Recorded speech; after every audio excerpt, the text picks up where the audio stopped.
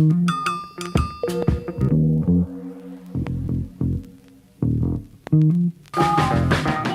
spent my whole damn life in the city. I could go for broke, but the capital is in me. I spent my whole damn life in the city. Anywhere I go, DC's coming with me. I spent my whole damn life in the city. I could go for broke, but the capital is in me. I spent my whole damn life in the city. Anywhere I go, DC's coming with me. I spent my whole damn life in the city. I could go for broke, but the capital is in me. Welcome, everyone, to District Divided, a DC sports podcast, more specifically, a Commanders podcast. I am Amit. That is KDot. Today's episode, we are centered around the offensive coordinator search that continues for the Washington Commanders. Most recently, Ron Rivera spoke to Anthony Lynn, who is the San Francisco 49ers assistant head coach, running backs coach, etc. So we'll dive into that a little bit and the prospect of him becoming offensive coordinator. Eric Bieniemy is also still in line to interview for this position. And is this all for naught because Ken Zampese is eventually going to become offensive coordinator? We're going to get into that. We'll recap the championship games a little bit. I went a fantastic 0-2, and KDot went 1-1. But DJ Turner, all hail DJ, 2-0. He is stellar with his picks so far. We'll jump into that, and then we get into the comment mailbag, which once again, shout out DJ. And after the pod, as we always do. KDot, how are you doing today? Doing well, although that new podcast that I mentioned last week, apparently because of some of the clips that I've put out, people think I'm a hardcore right-wing anti-vaxxer. So, looking to set the record straight, later on in an episode. Hey, you're getting the publicity you want, and I think you're doing it right, to be honest, because as you slowly center, you're just going to be more and more lovable. I think you got a stellar plan here, KDot. And what was the name of that podcast one more time? The Extraordinary Nobodies. There you go. Extraordinary Nobodies. I did watch part of the first one. I didn't watch the whole thing, but I watched part of it. I really enjoyed it. Thank you. And you guys should too. Without further ado, though, let's talk about this offensive coordinator search. So Ron Rivera goes golfing. Everyone gets pissed off because we don't have an offensive coordinator and thinks that he can't live life unless we have one. I'm on the record as saying I don't think Ron Rivera is the right coach for this team at this point, but that reaction is absolutely ridiculous. Let the man live his life. They are going to find an offensive coordinator, I promise you. But he does end up talking to Anthony Lynn, who is a very well-respected coach in the NFL. Okay, he's been a head coach. He's been an offensive coordinator. He's been to multiple places. We talked to him. He is a run-first guy historically. So when you think about Martin Mayhew, our general manager's comments, as well as Ron Rivera's comments, lines up. He's experienced. So if Ron Rivera is going from the perspective of, hey, this is my last chance to impress ownership, to have somebody that's respected at the offensive coordinator position and have an experienced staff, Lynn makes sense. KDot, Anthony Lynn as offensive coordinator, let's say that hire occurred. How would you feel about it? Whatever. The thing is that Anthony Lynn, while he is a name, he does have head coaching experience. He does have the offense coordinator experience. He's been a running backs coach for years. I'm scrolling through his resume here, and I'm like, okay. There's nothing that blows me away. There's nothing that completely hamstrings me in thinking, oh no, he's terrible. I mean, the fact is that he was assistant head coach in San Francisco. We knew what their running game has been like this last season. Pretty damn good, even with everything they've had to do as far as the quarterback position and them even moving down vertically. We know Ron Rivera wants to have a run first philosophy. You got to kind of take that with a grain of salt because I think he's being a little hyperbolic. But the idea is, it does matter that whoever gets hired as the offensive coordinator is on the same page as Ron. It matters a ton. I just think right now it feels as though they're interviewing everybody, which I give them credit for. I am unaware of how seriously they're taking these interviews because I'm not sure, because it almost feels over the top at this point. But they're doing their due diligence, and at least I'm hopeful that they are. And I'd love to have a guy with the leadership abilities that Anthony Lynn does have, and having him in there on the offense running things, maybe that'll be a lightning rod, because it seemed like Scott Turner was a little too mild-mannered for my liking. And it doesn't mean you got to be a rah guy, but you got to be a guy that kind of inspires people. And I think Lynn can do that to a certain degree, at least better than we've had in certain aspects here. Yeah. And so the intriguing thing about Anthony Lynn, and just quickly to your point, due diligence, this is all this franchise does. I mean, we talked about the quarterback position last season. Now it's the offensive coordinator position this season. Yep. Feels like it's going to end up being an internal solution. Yep. Shout out Ken Zampi. So my money's still there. But on the subject of Anthony Lynn, it's more recently, it's the running backs he's worked with, right? And he is sort of, a running back guy. Yep. Pretty cool. I mean, in LA, he had Austin Eckler. In Detroit, DeAndre Swift. And this past season, Christian McCaffrey. So he's worked with some really, really good running backs. It's not to say like he hasn't developed McCaffrey, for example, but Eckler, you could certainly make the case, right? DeAndre Swift, solid running back, had a good year the season prior. And then also this season, they used him a little less due to him being more of an injury prone guy. But it is intriguing to think, what could he do with Brian Robinson? What could he do with Antonio Gibson and any other running back we choose to bring in? But I'm on same page as you, KDot. I think it's a lot of due diligence. I think it's a lot of, we're trying. We are talking to everybody. Ultimately, when you think about Sam Howell, if he's going to be the guy, let's keep it consistent.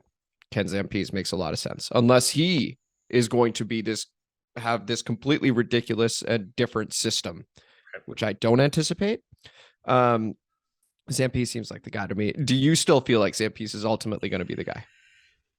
Yeah, just because it does feel like and that's the thing is like I don't necessarily think Ken is the wrong choice. Right. It's just not exciting, right? Like, but that's every offseason with us, right? Is like they're always, at least when you're looking at the results, you start feeling this apathy towards all right, it's just not it'll be something, it's not gonna blow your socks off. It's just another move in maybe the right direction. But when it all gets said and done, there's just a feeling of like incompleteness. There's just like there's no excitement level there. But if I could, like, I think we do a Nothing's podcast. bad. Ideally, you want things to be exciting and good. But a lot of times, I think we have foregone good for exciting. Right. And if you look at the coaches, and we've named them many times on this podcast that have been in this building, that could be the Zampes in the Zampes role, right? Like you talk about LaFleur. You talk about O'Connell. You talk about McDaniel. I mean, there are all these guys that were in the building that you would kill to have your offensive coordinator right now, to be your offensive coordinator right now. So if Zampes gets hired, I don't necessarily mind it. Again, it's continuity. Let's see what the guy can do. We've had tremendous offensive. I didn't mention Shanahan because he was offensive coordinator over here. And I'm sure I missed like 6 other names. McVay, like everybody also an OC. So if Zampes does end up getting hired, yeah, maybe it's not exciting, but maybe it's really good. So just want to keep that in mind. Yeah, I agree with that wholeheartedly. I mean, that's yeah, you think that you don't have to relearn another system. You have somebody that might have more game feel. You have somebody that might be able to work and articulate things to Sam Howell better than other guys can. Somebody that's already familiar with the offense and all the players and the personnel in the offense. It does make a lot more sense than bringing in another coach to learn an entirely new system that you have a quarterback basically starting over again. So everything he learned in his rookie season, while there's some stuff that he can still build off of. All right, I got to learn new terminology. I got to unremember everything else that Scott Turner's offense was included. And it feels like, okay, if you do that, is that necessarily a step forward for Sam Howell? Like, we want to see him build off of what it is that he's done if he's going to be the guy here, right? Not have to start over and feel like a rookie all over again. And Zampes is literally the quarterback's coach. Right. So he would have spent a ton of time, you would assume, and it's a safe assumption, with Sam Howell, a rookie. Like, who else is he spending his time with? So go ahead. I think the other thing that you were I was thinking about what it is you said as far as like the excitement piece. And while we're both in agreement that Ken would be great, Ken would not be great. Ken feels like the right move. Yes, I would agree. Although it's not exciting. But then I look at like all the other times over the course of me watching this team that I was excited. It never pans out. So that's it's the thing. Right. It never pans out. It ends up being the more unsexy things that happen that bring like, well, no huge success, but more success than the opposite, right? When they sign a Pierre Garçon in the offseason, it's like, all right. I mean, he was pretty good. I was pretty excited about that. We were excited because we were desperate for weapons at that point, but, right? that was the time that we kept drafting receivers like in the second round and never fucking panned out. It was like, Yeah. all right, so you're going to go get Pierre Garçon. And it was kind of like, all right, he's a guy that may be ascending and he hasn't been fantastic, right? The Lavernius Coles for Santana Moss thing. It was like, all right, well what? Santana's more of a punt return guy. Really love that. London Fletcher and linebacker, kind of a guy that's been overlooked. He's always, and now what? We won him basically he's one of the best linebackers we ever had in Washington, right? So it's like, yeah, sometimes it is that just boring, unsexy move that ends up being the right thing for you. But let's go ahead and now talk about, so I think we've exhausted just the general high level view of Anthony Lynn. But let's talk about Eric Bieniemy for a moment, because it does sound like we are waiting to interview him. He does not, based on reports, have play calling duties in Kansas City. It does seem to be Andy Reid, which would make a lot of sense. This would give him the opportunity to do so. And he has been around an incredibly successful coaching staff and organization. He's part of said coaching staff. So he's in those meetings. He's around Mahomes. He's around all this talent on offense. He's around Andy Reid, and he himself has been paying his dues and then some. What would your thoughts be on bringing a guy like him in, who has been touted for even head coaching positions as our offensive coordinator? It's interesting. It's interesting, but I am someone who's not sure what Eric Bieniemy brings to the table, if I'm being completely honest. So you hear, like, you started us off. I think a lot of teams feel that way. Sorry to cut you off, because he's still the OC there, right? But that's the thing. That's the thing about it, is that, like, you have Andy Reid come out in the press and say he doesn't understand why people don't think Eric Bieniemy has something to do with the play calling, because he's right there with us doing it, right? Then you have a report that comes out that says he's not really doing the play calling. It's Andy that's doing the play calling. Then you have even Ian Rappaport was on Pat McAfee, and he's like, they share play calling duties. So they're both no one really knows. And nobody knows. And Pat McAfee was like, hold on, what? That's news to us. And Ian's like, oh, I thought that was kind of open secret. Like, everybody kind of knew that. Like, no one knows what the fuck is going on over there. You also have all the interviews that he had for head coach and get passed up. You can even get the sense of, because there's also been word of friction between Bieniemy and Patrick Mahomes at times, right? There is this element that I think of Andy Reid in Kansas City that have wanted him gone for quite some time. Interesting. And they've been ready to move on from him. Like, they've allowed him to go do whatever interview anywhere every year. Andy's been in the media praising but no one's him. going to block an interview. Like, it just doesn't happen. Does happen. You do not nearly that often, though. Like, not usually from offense coordinator, head coach, you like lateral move. But guess what? Eric Bieniemy's talking about making a lateral move, and you still have Andy Reid and the rest of the guys like, do it. Right. I see. Right? I now understand. Just fucking go. Right. Okay. So it's like, they've been the thing that, like, they've been more than any other head coach I've seen Andy Reid praising Bieniemy. It seems like, to try to get it out there that he deserves a head coaching job. Now, I don't know. I just don't know. I know that he keeps going for the head coaching positions and they hire somebody else.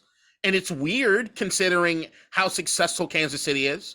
It's weird considering that you had guys like even a Doug Peterson that were there and go off to do other things. And all these guys that have been through the Andy Reid coaching tree usually gets a shot somewhere, and it works out and it's usually fairly successful.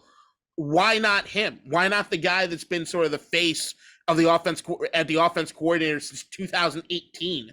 And even before that, running backs coach for how many years in Kansas City, right? So, like, what's wrong? I hear rumors always that he's terrible in interviews, that he's terrible with letting people believe that he has an overall plan for the direction of a franchise. I hear that. I don't know what to buy, because I also do think that there's an issue in a lot of front offices when it comes to hiring black coaches. But I've seen teams interview Eric Bieniemy and hire another black guy. And a guy that doesn't necessarily have the resume. D'Amico Ryans just got hired, and apparently he was the front runner in Denver as well. So, like, you know. So there's elements where you see, like, all right, you got front offices that are not opposed to hiring black coaches, but they don't want this one. And that's weird to me.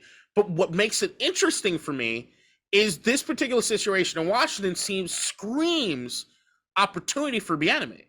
Because, like, to me, if you have people that are unsure about what it is that he brings to the table, you could come to Washington, which had a fairly inept offense for a while. If you do something with that, you could be in a situation where if you guys are losing games, if things don't look right, you have new ownership that says, hey, maybe we want to get rid of Ron, and I've got an interim head coach right here that I want to see what he looks like. Yeah. Like, it feels as though there's an opportunity for advancement because he's not taking Andy's job. I was going to say that's probably the only way he makes this type of move, right? So because we talk about the risk of it, only 1 year, there is a reward element to it too, which is that if the offense is humming, for example, which by the way, probably would save Rivera's job, because if you have a humming offense with the defense we have, you would think that's a very good team. But that's the thing. Ultimately, ownership's going to want to make their own stamp. That could be, hey, we actually really like what the OC brings. Make him head coach. That's an interesting point there. Any other final thoughts on Bieniemy, on just the entire OC search in general, including I am just the OC search. It's as much as I want to be cynical about it. It is nice to see them interviewing everybody. I am hopeful that it's being taken better than interviewing no one. Very much so, right?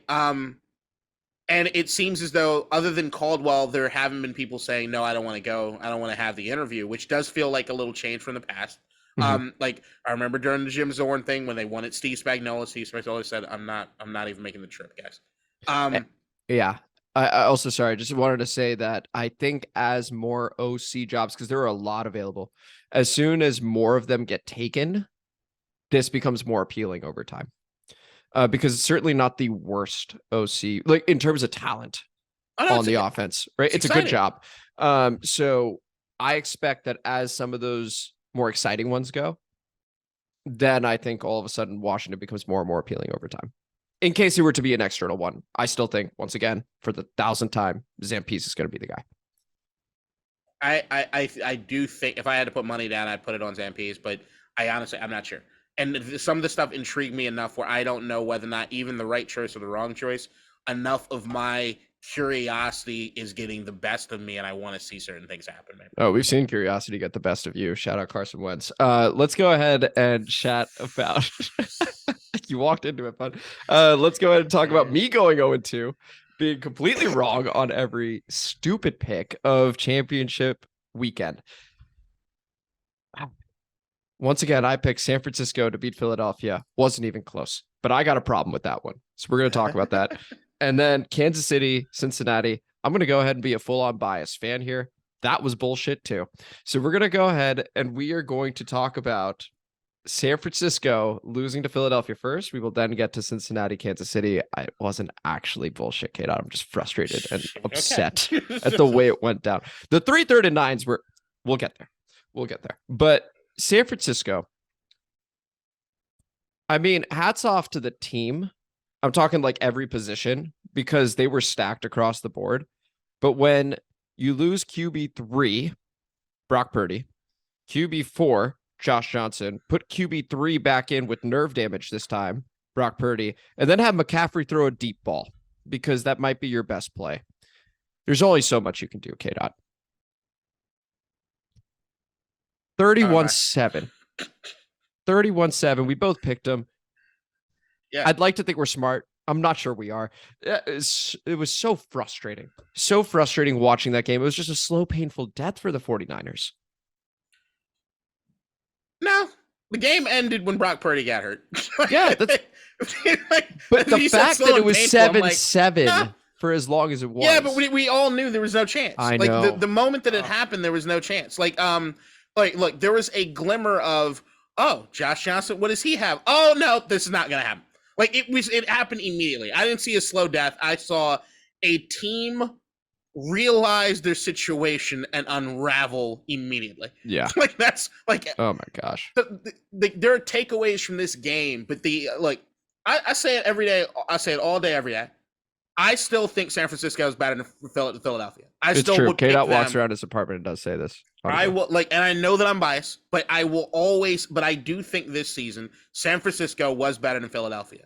And I do think that if they had a quarterback that could throw the fucking football, they could win that game. As you said, it was 7-7 really, really early on in the game. If you look at the Devontae Smith catch, if that doesn't get ruled the way that it does, or non-catch, doesn't get ruled the way it does, that game's completely different. That's on Kyle. That's on Shanahan for not challenging. Totally.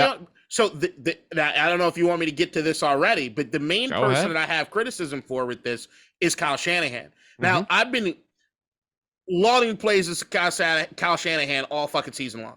I've been talking about how great he's been doing, and it's true. You go from Trey Lance, you spend the entire offseason revamping the offense to work under Trey Lance, a mobile quarterback, somebody can push the ball down the field, and you have him in, and he lasts a game, or how long it was. And then you got to bring Jimmy G in, and then you just took all this time in the offseason installing a new offense, basically, because you wanted to have what Trey Lance was doing. The only element that you change is the running aspect of it. You still tell Jimmy G, hey, we're not going back to the way you used to do things. We're going to still push the ball down the field. You have success with it. Then you get then Jimmy G goes down. You got Brock Purdy that comes in. He can move around a little bit more. You double down. We're doing more of the shit that I wanted to do from the last offseason, and it works. You pull off acquiring Christian McCaffrey. Amazing fucking work. And they go and they're blowing right through at a level at which nobody could have ever expected that you had Mr. Irrelevant show up his rookie season and be fucking undefeated. It was ridiculous. It's a hell of a coaching job. But then I look at this and say, you go into you enter the playoffs. You've already seen for yourself what can happen to the quarterback position. Mm-hmm. People get hurt. Yes. You have Josh Johnson in there. I don't know what they saw because I saw a 36-year-old quarterback that didn't know what he was doing. He looked lost As hell. Yeah. Like, my thing is that if you make a phone call to Ryan Fitzpatrick and say, hey, guy, I know you've been chilling in the offseason, but we're about to go on a Super Bowl run. Do you want to be the emergency quarterback? Yeah. Okay. Like I look at that and I say, like, that's on Kyle. Now, is the likelihood that you're down to you've gone through fucking 5 quarterbacks basically crazy? Yeah. But you have to. But if you do not plan, if you don't have a plan in place for what happened, you're the guy. I gotta hold you responsible.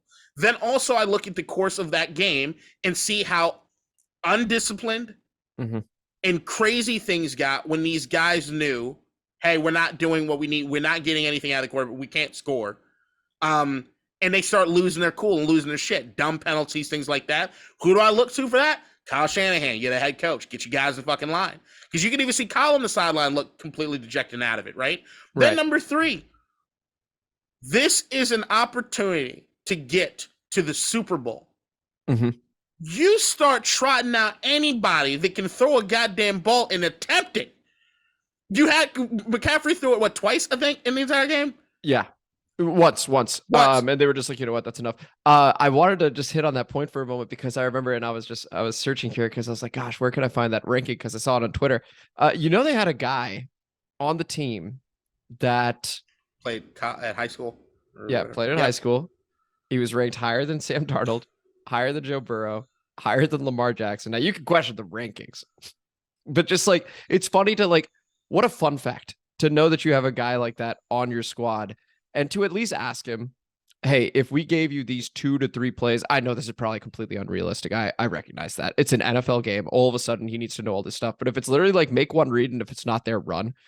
Jawan Jennings was the 5th ranked dual QB in his class. Other names there, by the way, Jarrett Stidham was number 1. So once again, we are talking about like Kyler Murray was number 2. Like, I don't know how these rankings are done. Darnold was 6, Burrow 7, Lamar Jackson 9. Okay, so I can't begin to explain how these high school rankers or whatever come to these rankings. But if you have a guy like that, I would have liked to have seen him throw it once. I just don't understand how you don't at least try. So like I look at like the body bag game for us as Washington fans, 1990 against Philadelphia and the Buddy Ryan's defense. We lost Jeff Rutledge, we lost Stan Humphries, and everybody remembers Brian Mitchell had to get trot out there to be quarterback.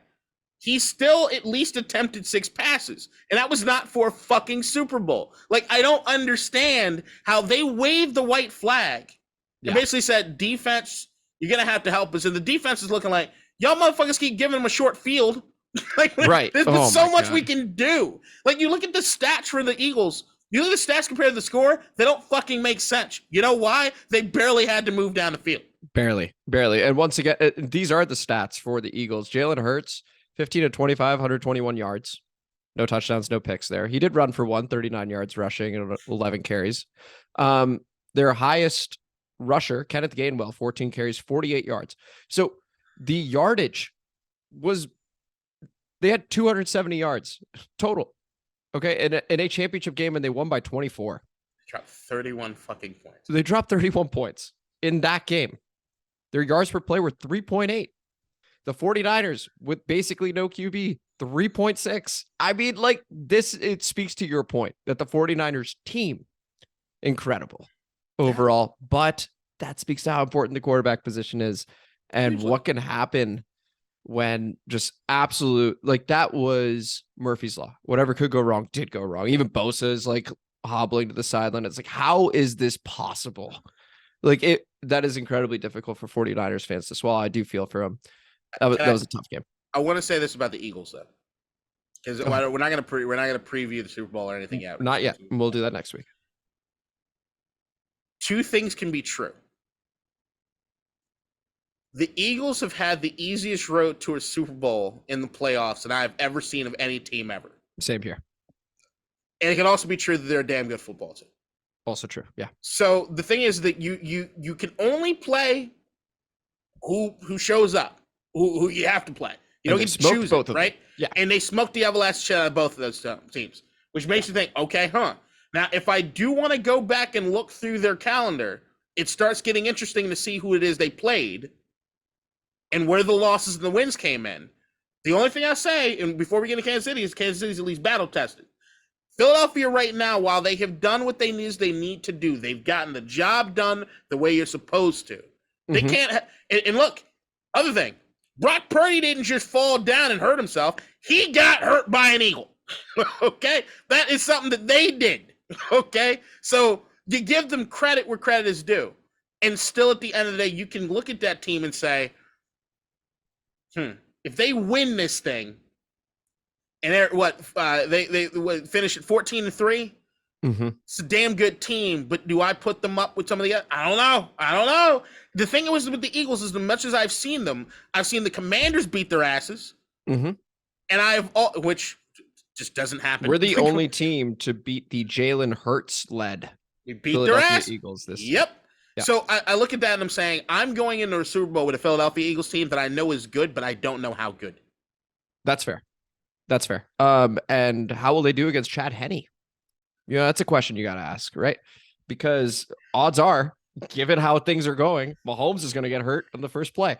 And all of a sudden, it's going to be the Chad Henne show. Don't you put that juju out there in this world right there. Oh, me.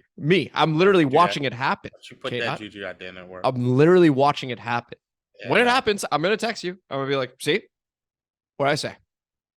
Can't wait for Henne to beat him. I can't have Philadelphia win a goddamn championship. Well, that's the thing. Cannot. And they would have beaten Brady and Mahomes. Well, maybe Henne. I can't have that. Let's talk about the other game because I'm tired of talking about the Eagles. Congrats to them. Fuck them. The Kansas City Chiefs ended up winning an incredibly close game, an incredibly fun game. I mean, especially after the first and the NFC Championship game, not exciting, right? The moment Purdy goes down, everyone sort of knows it's over. This was close all the way through. The referees ended up being a very heavy topic of conversation. I know initially I said it was bullshit. Truly, it wasn't. I mean, the game was tied. Joe Burrow had the ball with 2 timeouts, 2.5 minutes left, and he didn't get it done. My entire argument was he'd get it done, and he didn't.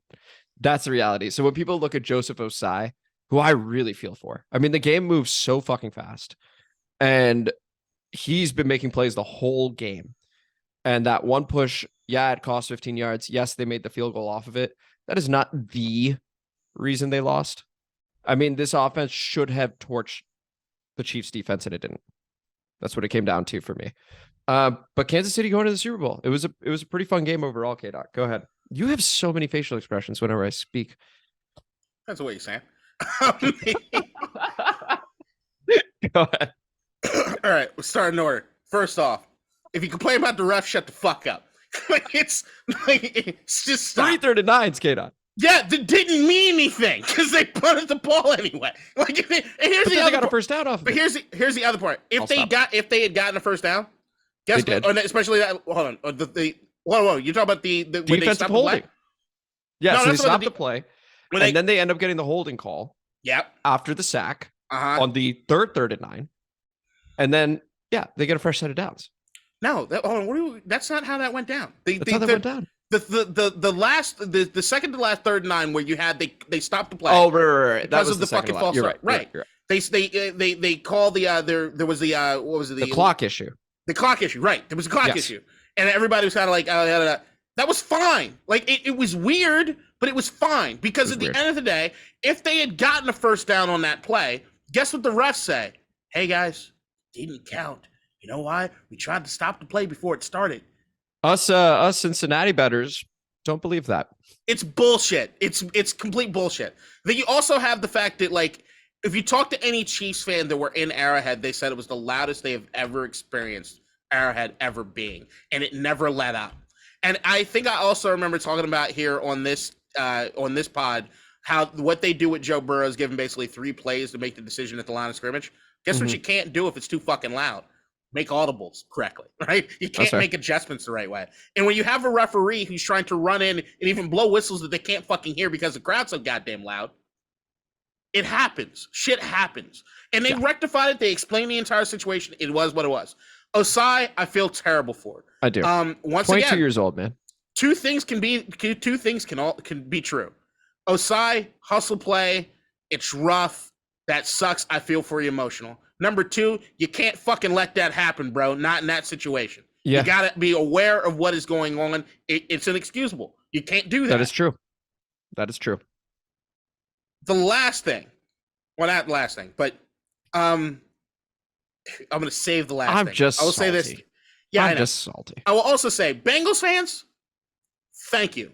Thank you for showing me that you guys are the most insufferable bunch of motherfuckers I have ever experienced. We were all, after the DeMar Hamlin thing, we're all rooting for you. Oh man, they handled it with such class in that stadium. They did such a great job.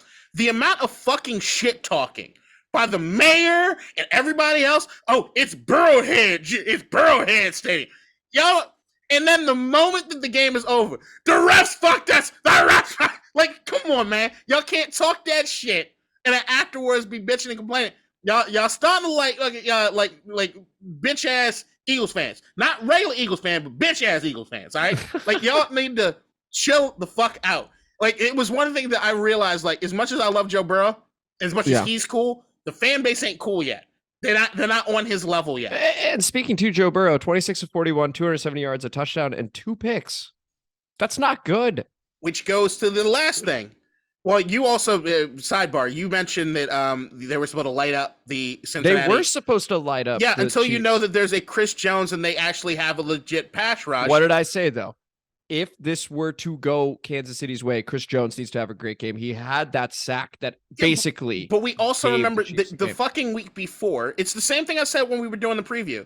Is the Bills have been playing poorly for a while. Poorly. Very, very poorly. We went into the Bills game expecting what we all knew. The Bengals are banged up on the offensive line. They need to exploit it. The Bills didn't because they've been playing bad. Guess what Kansas City, who's been there before, realizes?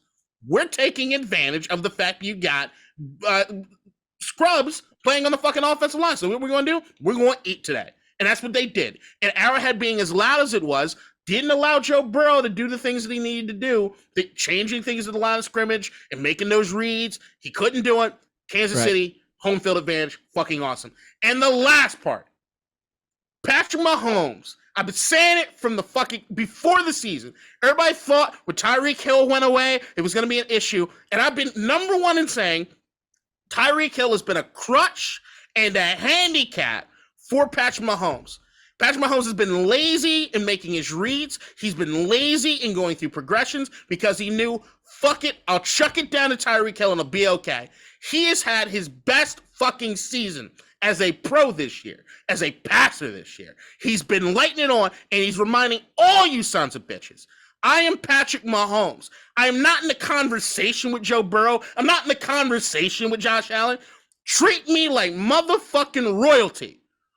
I haven't even seen his ceiling yet. Y'all need to put some respect on the man's name. He's the best I've ever seen do it. He doesn't have the accolades of Brady, but he's the best I've ever seen do it, and we haven't scratched what he's capable of. Realize with your eyes what you're seeing. Hey, you're not going to get any arguments over here. Well, what he did, and with an ankle sprain, no less, and needing to make plays with his legs at times, incredible. I mean, talk about a gutsy performance. He just makes the extraordinary seem ordinary. That's what he's done. It's normalized. That's the part. You know how, like, over the last, 12 years, Aaron Rodgers would have those moments near the end of games where he'd do stuff. It'd be like, God damn, bro.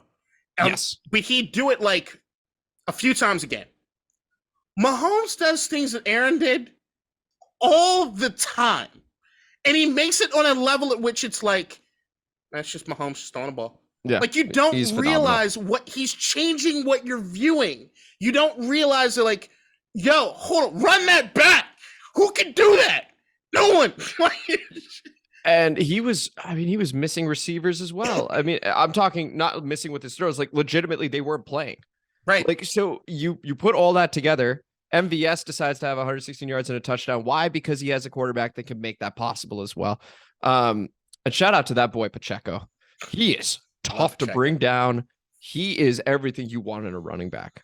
I mean, you see 10 carries, 26 yards, but then you see 5 catches, 59 yards, including 2-3 broken tackles when he was dead to rights. Love Pacheco. I mean, he's a dog, and he definitely helps them and adds personality to that offense. Yeah, I wish they didn't just rely on his anger runs and actually developed a running game, which also Eric Bieniemy. That's a good point. We're talking about the Chiefs. Talking about the Chiefs. That is a good point. That would actually, I guess in this scenario, maybe ding him a little bit. Any final thoughts on the Chiefs-Bengals game? You took your victory lap on Mahomes. Respect on Mahomes' name. He's next level. There is him, and there's a chasm between him and the other guys. Don't get it twisted.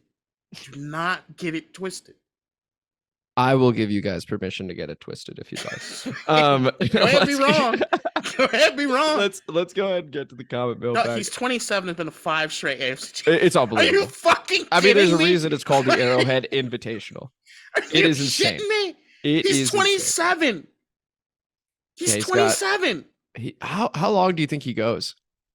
I don't know. It's because of his. I mean, that's the thing. He doesn't run, right? He doesn't absorb hit. He doesn't get hit like a Josh Allen gets hit or anybody else gets hit. I don't know. To me, I look at him and I say that I don't think he's as crazy as Brady, so he'll never try to go that far, even if he could. I don't know. I have no idea. That's the thing, because Brady retiring, I still don't 100% believe. I believe that he will not be on a roster come week 1 of the season. That's what I believe. Know about that yet. All right. But the graphic of the 3 different decades having Hall of Fame resumes for each one in his 20s and his 30s and his 40s, it really is overwhelming just how good that guy was. It was absolutely incredible. It's the only jersey I have. It's not a Commander's jersey. Is my Tom Brady. And you know what's about to get added to the list? And I should have already had it. Yeah. It's coming. It's coming. I'm looking forward to seeing you wear that before the Super Bowl.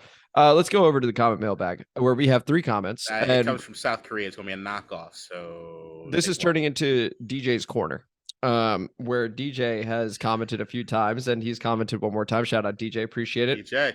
Hey, I got one right in reference to the Eagles smoking the New York Giants. Here's 2 more I'll probably get wrong. Spoiler alert, he didn't. Eagles by 10. I guess he got it wrong because the Eagles won by 24. Commanders provided the blueprint to beat the Eagles in Philly. Run the ball, get a couple turnovers, win time of possession, turn the crowd on the team. But there are more scenarios where the Eagles win than lose. 49ers corners are their weak spot, and the Eagles wide receivers will be able to score some.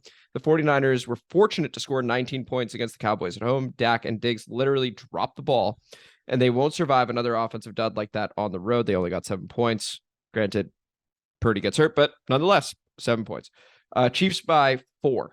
Toss-up between two evenly matched teams, but home field advantage makes a difference. I would say he more or less nailed that one, right? A home field advantage did make the difference. You talked about Burrow not being able to audible the way he normally is able to. And Arrowhead's loud. You're on the road. Mistakes can be made. Osai pushes him out of bounds.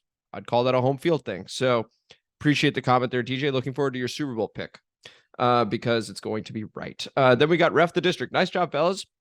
Shout out Ref the District. Appreciate you guys for watching last week's episode and just showing us some love. We show you guys the same love also. Appreciate it. And then we go Vindo. Love the vids. Am I on the road to an OG yet? I think he heard us call Blood Clot an OG, which is true. And yes, you are on your way, my friend. I love Mayer from Notre Dame, by the way, but I think they will draft him only if we get a good offensive coordinator that understands how to get him the ball quick so he can make a move or two. Appreciate the comment there, Vindo. Yeah, I mean, Mayer's name is coming up more and more. And if you see these mock drafts, he is mid-first round. And that's exactly where we're picking. Pick 16 overall, KDot. Yep.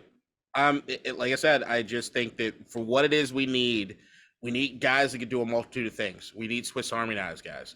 And the tight end position right now for where it is, where I don't think we'll be able to completely retool the offensive line.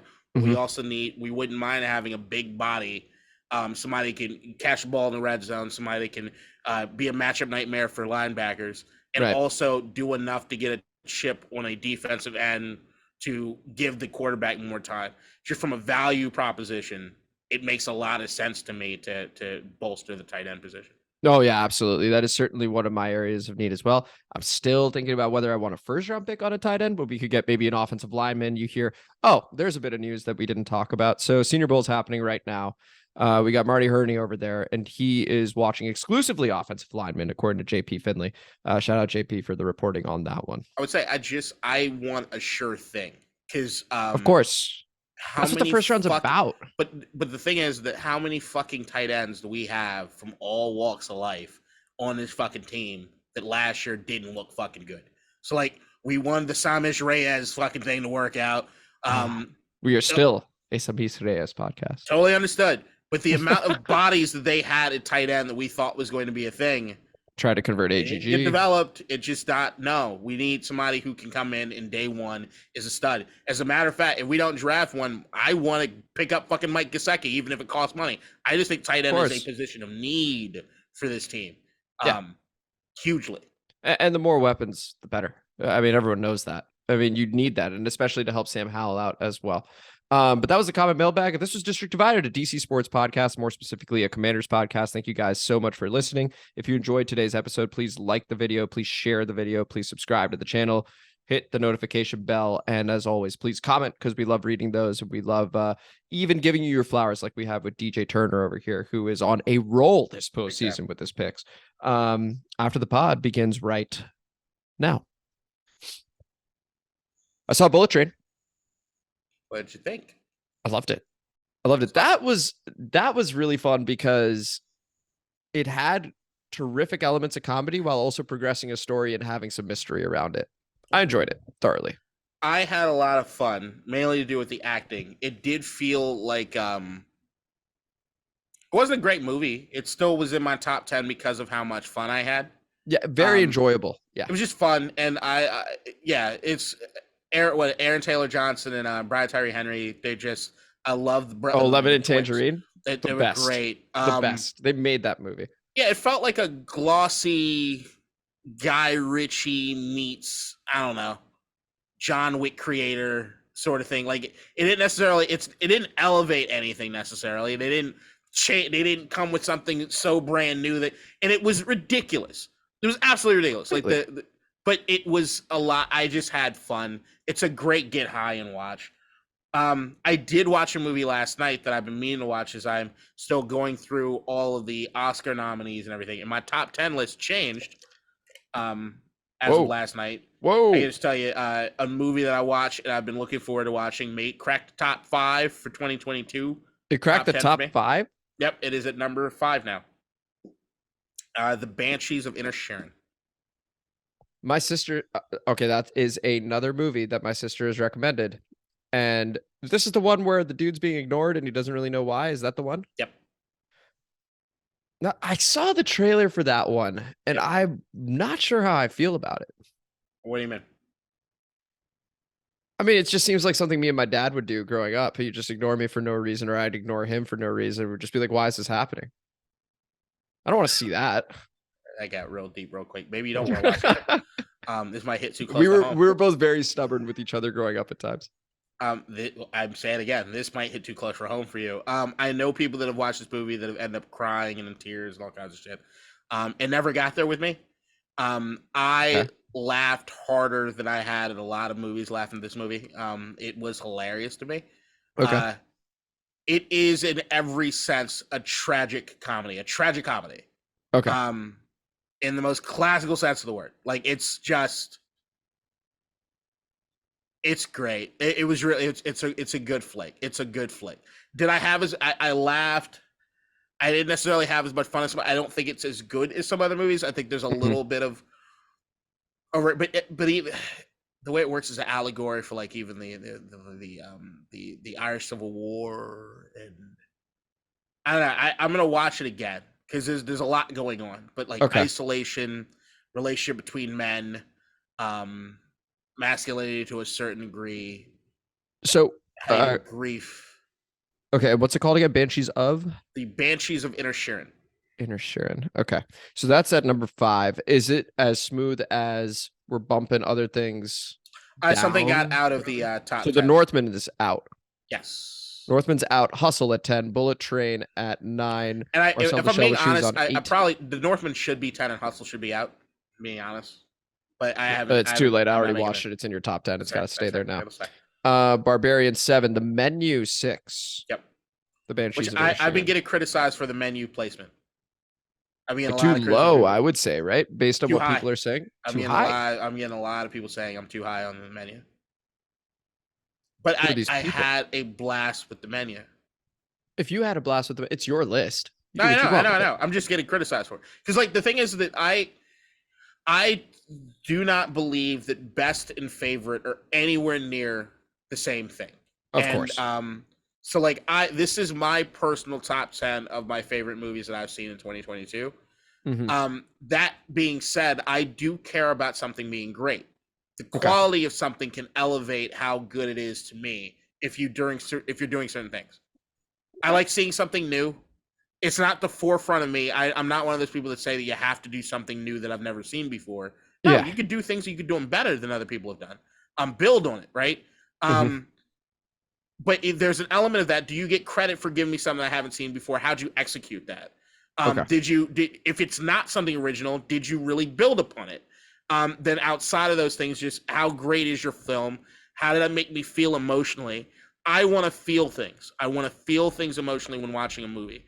If you can't make me feel anything, I'm not going to like your flick. Like, it's just not that work for me. And excitement can be something, but I don't find excitement to be as great as joy.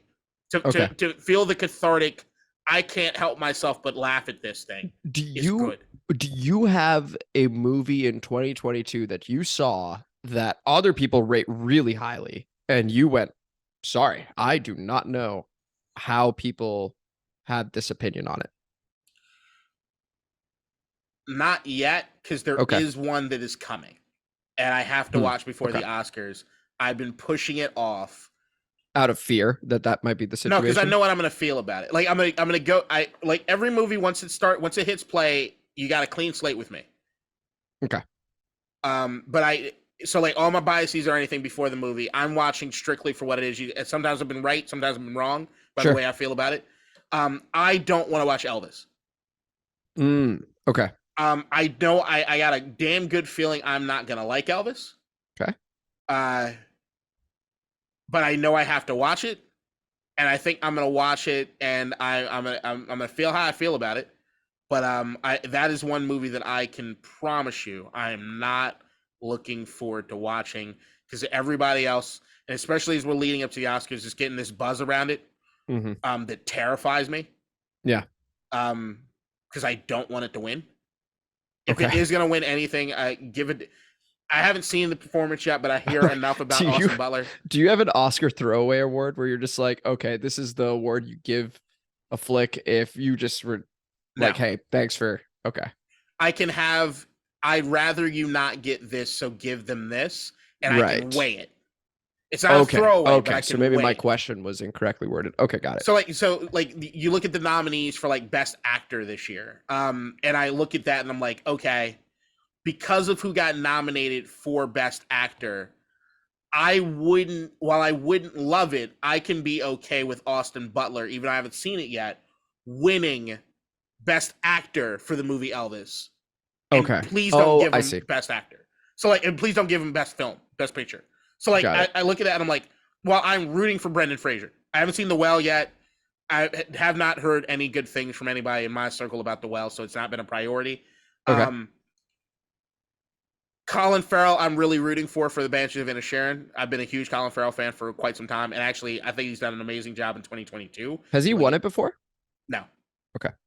But Austin Butler, I like him. I like Austin Butler. I think he's actually pretty dope. I love the SNL that he did. Like, I think he's cool as shit. Even though I guess the Elvis voice that he's doing is now permanent. It's broken him. I wouldn't mind if they give him best actor. Well, I need to watch the movie.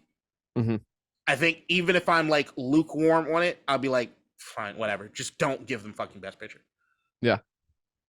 Okay. And I like best actress. I think is it is only one to me that wins best actress this year.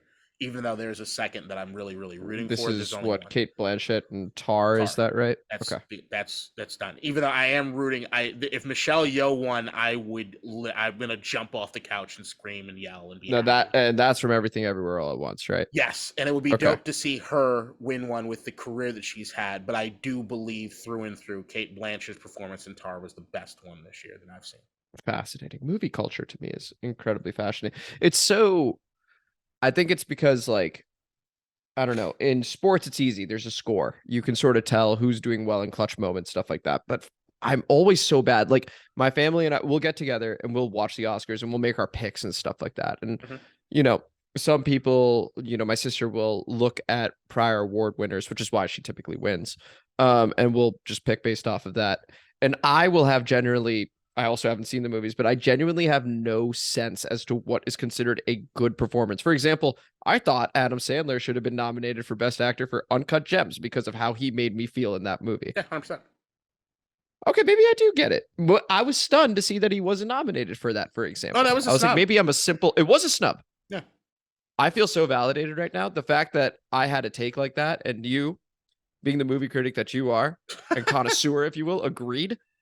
My day's made, KDot. I appreciate that. My weekend, no matter what, fantastic at this point. No, it was he absolutely got snubbed.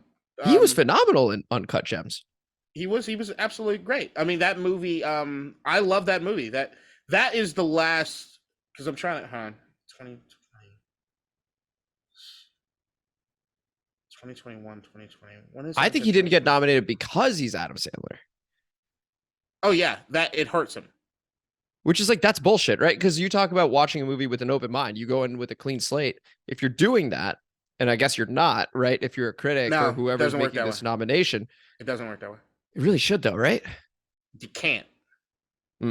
So, like, the thing is that all these actors and the roles and everything they play, they have baggage. Okay, yeah. Unless you're a newbie and you don't have any, where you can have a clean slate, and if you have that rock star performance, you can potentially get in. That's usually more supporting role.